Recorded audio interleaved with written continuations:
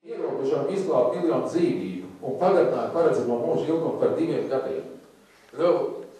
Atkal jautājums, vai 2 gadi ir daudz vai maz 3 gadu laikā? Atkal salīdzinājumā. Eiropas Savienība spēja savās valstīs pagarināt paredzamo mūža ilgumu par 5 gadiem, 15 gadu laikā. No 80. līdz 2005. Latvija spēja pagarināt par 2 gadiem tajā pašā laika posmā. Tā kā tas ir ievērojams cipars. Protams, ka Latvijā ir arī politiskie spēki, kas ir teikuši, ka viņi var pagarināt paredzamo mūža ilgumu 10 gadu laikā par 10 gadiem.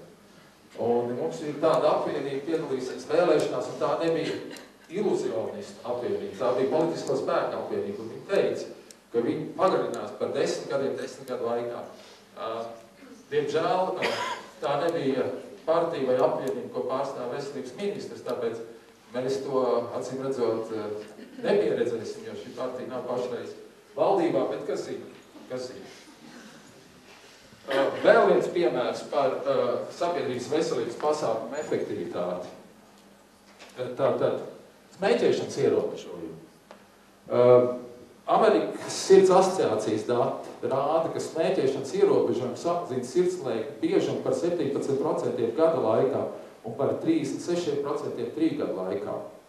Un tad atkal, ja te ir mediķi, tad iespējams jūs zināt to, ka dažas farmācijas kompānijas stāsta, cik, piemēram, medikamentos terapija samazina sirdslēkņu biežumu, bet jūs arī zināt, cik par to ir jāmaksā. Ja?